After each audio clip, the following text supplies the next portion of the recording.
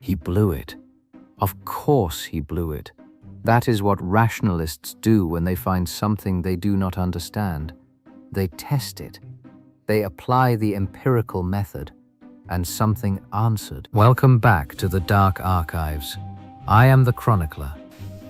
Tonight's entry is "Oh Whistle, and I'll Come to You, My Lad" by Montague Rhodes James.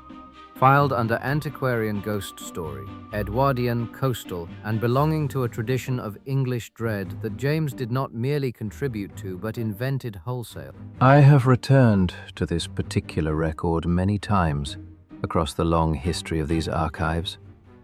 It is, in my considered view, the finest ghost story written in the English language. That is not sentiment. That is a judgment made after reading everything written in competition with it, and finding all of it slightly lesser. What James understood, what most writers of supernatural fiction have never grasped, is that the horror must come from inside the protagonist's own certainty. The man who believes in nothing is not protected by his disbelief. He is made more vulnerable by it.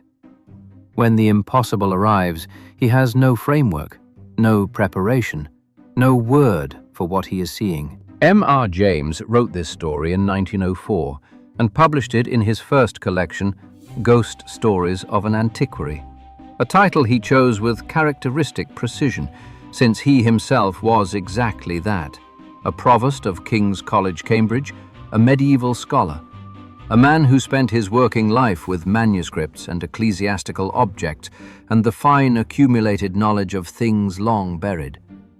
He knew what Templar preceptories were.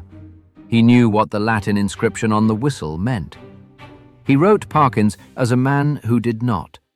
That gap between what James knew and what his protagonist refused to know is where the horror lives. The setting is the Suffolk coast in winter. Cold sea air. A grey and shingle beach interrupted by black wooden groins running down to the water. A small inn called the Globe. Almost no one else about. It is the ideal location for a rational man to discover that his rationalism is precisely the wrong tool for what he is about to encounter. The record begins. Professor Parkins was the kind of man who made ghosts nervous. Not because he could harm them, but because he refused to acknowledge them. He was young, neat, and precise in speech, a professor of ontography at a Cambridge college, and he held views on the supernatural that he considered settled and not worth revisiting. He was going to Burnstow on the Suffolk coast for a week to improve his golf game. He would stay at the Globe Inn. He would work in the evenings. He had engaged a room. The room, it happened, was a large, double-bedded one, the only room of any size still available, as most lodging houses shut their doors in winter. Parkins was mildly inconvenienced by the extra bed.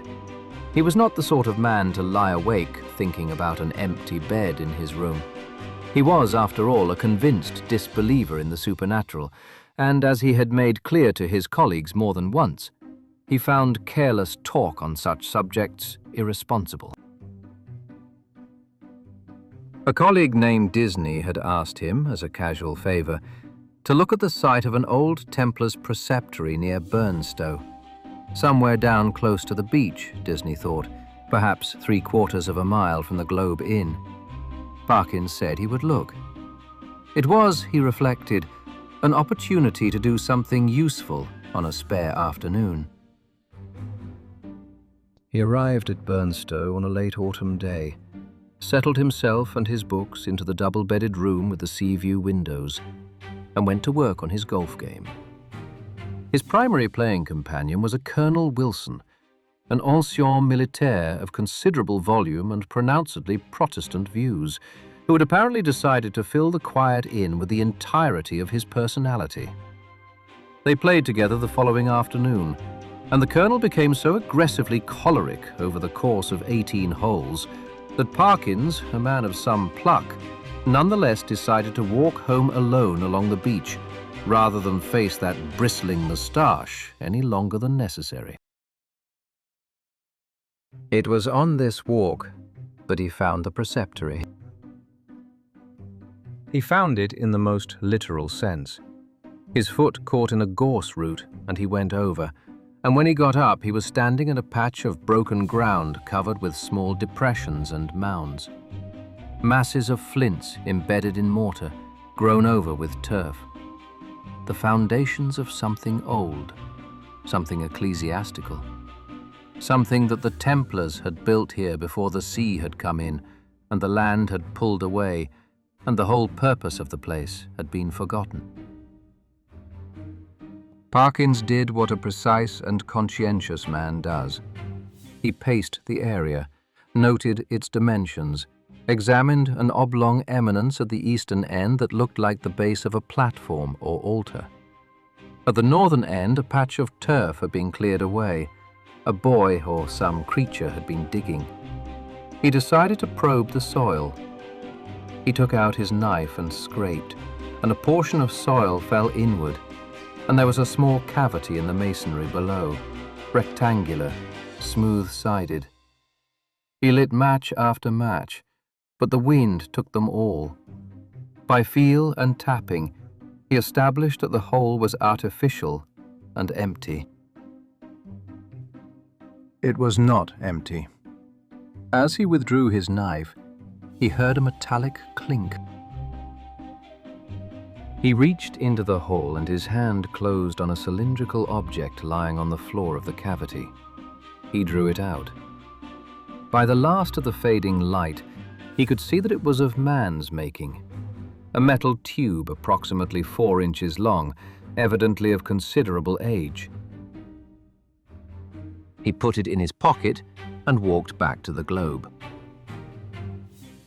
That evening, when the boots of the inn mentioned that something had fallen from his coat, Parkins remembered his find.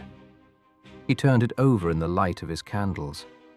Bronze, he could see now, shaped very much after the manner of a modern dog whistle. In fact, yes, quite certainly a whistle. It was full of compacted sand. He cleaned it out with his knife onto a sheet of paper, carried the paper to the window to dispose of it, and happened to notice, before he shut the casement, a figure standing on the shore below in the darkness. He thought nothing of it. He shut the window. He returned to the whistle. And then he saw the marks. Letters, cut deeply into the bronze. 2 inscriptions, one on each face of the instrument. The first, Flafur bis fle. The second, Quis est iste qui venit. He turned it over for some time, working at the Latin with the rusty machinery of an academic whose field was not languages. The second inscription, at least, seemed manageable. Quis est iste qui venit? Who is this who is coming? He considered this for a moment. Quail, he said, with the cheerful empiricism of a man who has never in his life been given cause to doubt his own judgment. The best way to find out is evidently to whistle for him. He put the whistle to his lips and blew. The note that came from it was like nothing he had expected. It was soft. He would have said impossibly soft for the force he applied, and it carried in it a quality of infinite distance, as though the sound had traveled from somewhere very far away to reach him, rather than originating in the room. It was the kind of sound, he would later reflect, that seems to have the power of forming pictures in the brain. He saw quite clearly a wide, dark expanse at night, a fresh wind blowing, and in the midst of it, a lonely figure. He could not tell how the figure was employed. The picture shattered. A gust of wind struck his casement so suddenly that he looked up and caught only the white glint of a seabird's wing somewhere in the darkness outside the glass. He blew the whistle again, more boldly. The picture did not return, but the wind did, in such force that both candles were extinguished, and Parkins spent a furious interval struggling with the casement window, as though pushing back a determined burglar. It slammed shut. He relit his candles. The colonel could be heard stumping and growling on the floor above. The wind continued outside, moaning and rushing, rising occasionally to something that Parkins, as he noted with careful scientific detachment, might have made fanciful people feel quite uncomfortable. He could not sleep.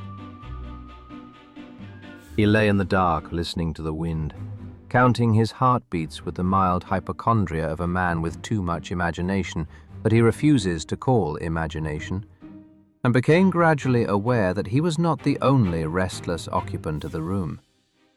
There was a rustling and turning from the direction of the other bed. Rats, he told himself, some creature of the inn. He shut his eyes and sought sleep. What he found instead was a vision he could not dismiss or dispel. A long stretch of shore, shingle edged by sand, intersected at short intervals with black groins running down to the water, precisely like the shore he had walked that afternoon. The light was wrong, grey, late, storm suggesting, a slight cold rain. No one on the beach at first. Then a figure far off, running, jumping, scrambling over one groin and then the next, looking back with every few steps with an urgency that even in the dream Parkins could feel in his own body. The man was almost spent. Each groin cost him more than the last. He fell over one and lay on the far side of it, pressed against the base, breathing, staring back up the beach. And then Parkins saw what was following him. Far up the shore, a flicker of something pale, moving with a swiftness and irregularity that was wrong. Not the motion of a running person, but of something else, something that operated on different principles. It stopped. It raised its arms. It bowed toward the sand. Then it ran, stooping, to the water's edge and back, and then rose and came on, faster, terrifyingly fast, casting from side to side as it came, searching. It found the groin. It hovered.